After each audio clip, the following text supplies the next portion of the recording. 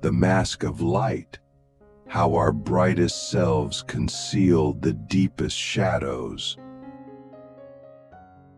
Have you ever looked into someone's eyes while they smiled and something felt off? Their expression said happiness, but their energy whispered something darker, something deeper, like a silent scream behind a cheerful grin. This isn't just intuition. It's an ancient truth hiding in plain sight. Carl Jung saw it more clearly than most. He believed that the brighter someone's smile, the more likely it masked a terrifying inner contradiction. You see, we live in a world that worships positivity, perfection, and politeness. But Jung taught that when we cling too tightly to the light, we unconsciously banish the dark. And that, he warned, is dangerous. Because what we exile doesn't disappear. It festers. It waits. And eventually it erupts. Jung called this outward mask the persona, the version of ourselves we present to the world. Think of it like a costume that gets rewarded. The nice guy, the humble guru, the perfect student, the always happy friend. But behind that mask is something Jung called the shadow, the raw, unfiltered, often uncomfortable parts of us that we try to hide. Our envy, rage, selfishness, lust, fear, and shame. The things we deny, repress, and disown. The problem is that the more we identify with the persona, believing we are the mask, the more disconnected we become from our shadow. And the more power the shadow gains in our unconscious. It begins to act without our awareness. It leaks into our choices. It sabotages our relationships. And when it fully takes over, we don't even recognize ourselves.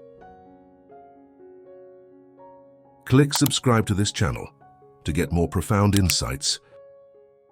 Let me ask you something personal. What part of yourself do you work the hardest to hide?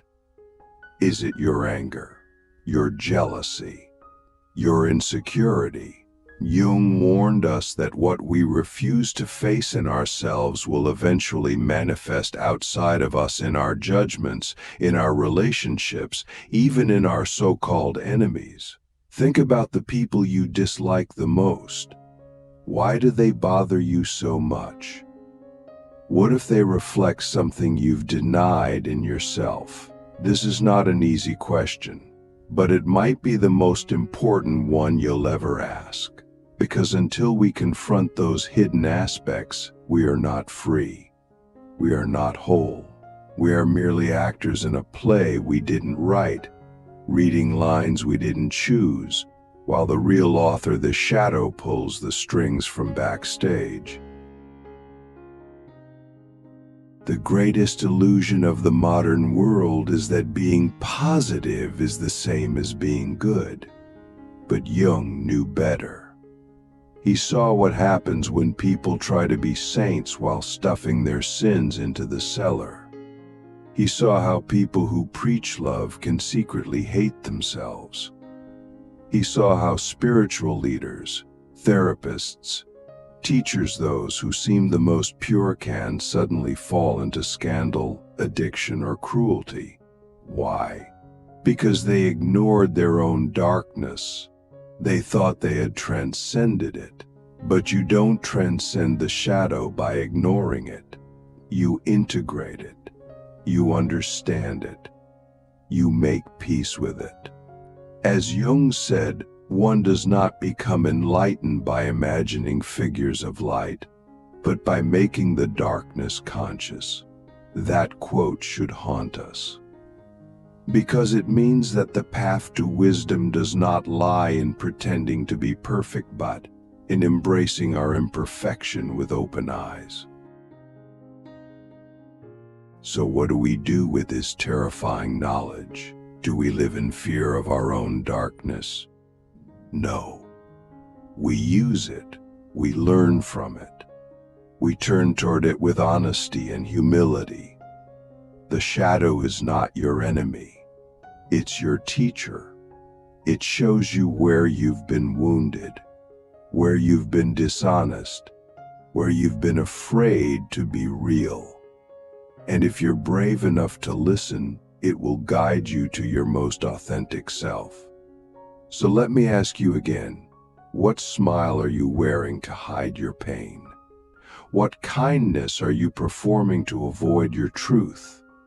And are you truly willing to take off the mask and look into the mirror, not to judge, not to shame, but to finally see the face you've been avoiding? Because only then, Jung said, can you become whole. Only then can you stop being a puppet of your unconscious and start living as a fully awakened human being. When the shadow takes control, why suppressed darkness turns into destruction. Let's not sugarcoat this. When you ignore your shadow, you don't just stay the same, you get worse. The shadow doesn't patiently wait in some quiet corner of your mind. It grows. It feeds on repression. The more you deny it, the more it mutates into something unrecognizable. In Jung's view, the human psyche is like a pressure system. If you keep bottling up your true thoughts, emotions, and impulses, eventually the system explodes. That explosion doesn't always look like chaos. Sometimes it looks like success that feels hollow, a marriage that's secretly miserable, a life that's externally perfect and internally dead. The smile stays wide, but the soul slowly withers. The real terror of the shadow isn't just that it can ruin your life.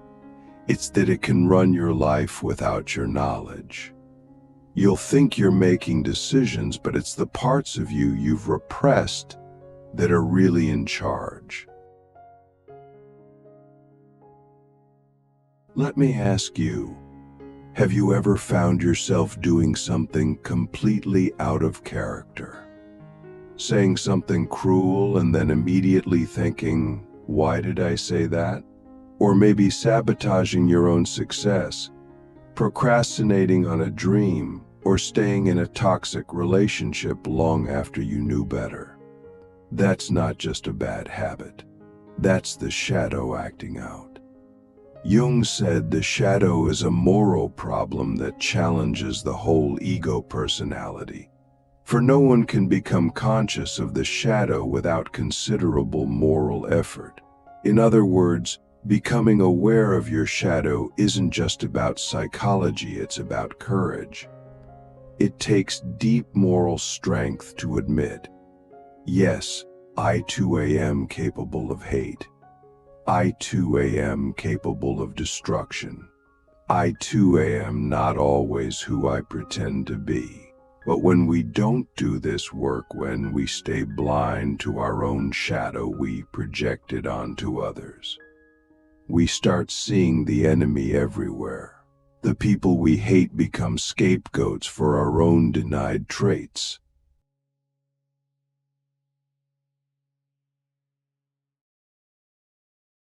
This is how entire societies fall into madness. Jung saw it happen in Nazi Germany. He watched as an entire population, desperate to appear pure and strong, projected all of their shame, fear, and weakness onto others, Jews, minorities, the outsiders. The result was horror. Genocide. War. And it didn't happen because people were evil in the way we think. It happened because they were unconscious. Jung believed that mass movements of violence and hatred are just collective shadows unleashed. When individuals fail to confront their own inner darkness, they become vulnerable to manipulation. They join ideologies that allow them to feel righteous while actually acting out their most repressed instincts. This isn't ancient history, it's happening right now. Online, in politics, in culture wars. The shadow is alive, and it's recruiting. That's why this work is not just personal, it's collective. You confronting your shadow is not just about your healing. It's about breaking the chain of unconscious damage. Think about your family. What patterns have been passed down? What secrets were never spoken? What emotions were never safe to feel? If you don't face the shadow, you pass it to your children. You become the vessel through which trauma continues. But if you do face it, you become something else entirely. A conscious human being. Someone who isn't perfect, but who is real.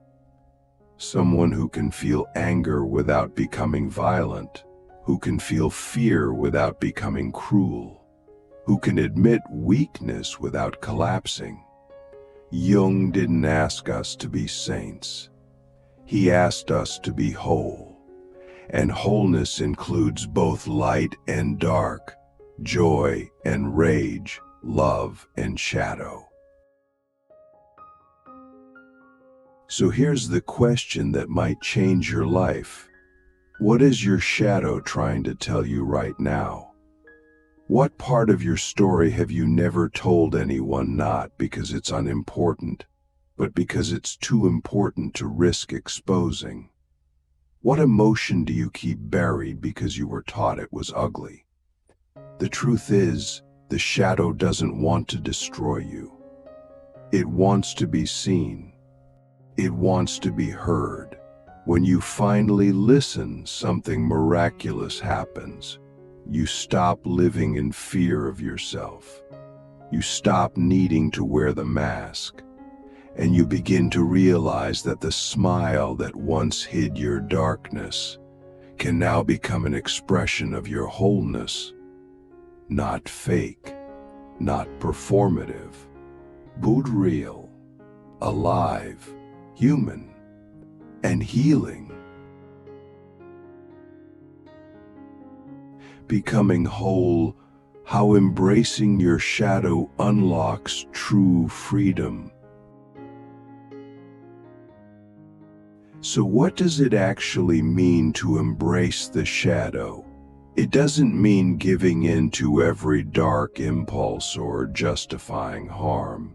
It means becoming radically honest with yourself, so honest that nothing within you has to hide anymore. Jung believed that true freedom is not found in perfection, but in integration. When we stop splitting ourselves into acceptable and unacceptable, when we stop pretending to be good while secretly wrestling with what we think is bad, we begin to experience a different kind of peace. Not the peace of a clean image, but the peace of authenticity. Have you ever met someone who's truly at ease with themselves? They're rare. They don't need to impress. They don't need to hide. They're not afraid to admit when they're wrong. That's not weakness. That's someone who has made peace with their shadow. And in doing so, they've reclaimed their power. Let me offer you something practical. The next time you feel triggered, jealous, angry, ashamed, pause. Don't run. Don't distract yourself. Don't pretend you're above it. Instead, turn toward it and ask, where is this coming from inside me? This is hard. It requires the opposite of what we've been taught. It requires slowing down instead of reacting.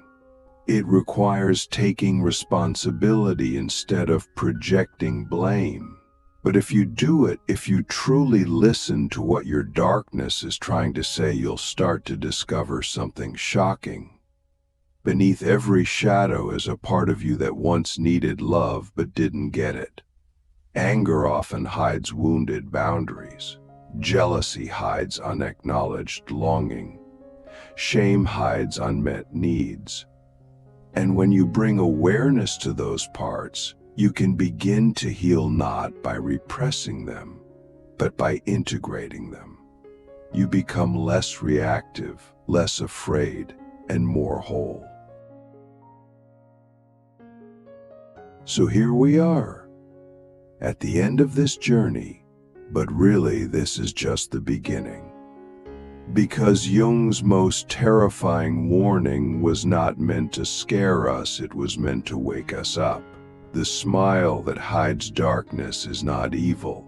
It's a signal, a call to courage, a reminder that the parts we fear the most are also the keys to our liberation.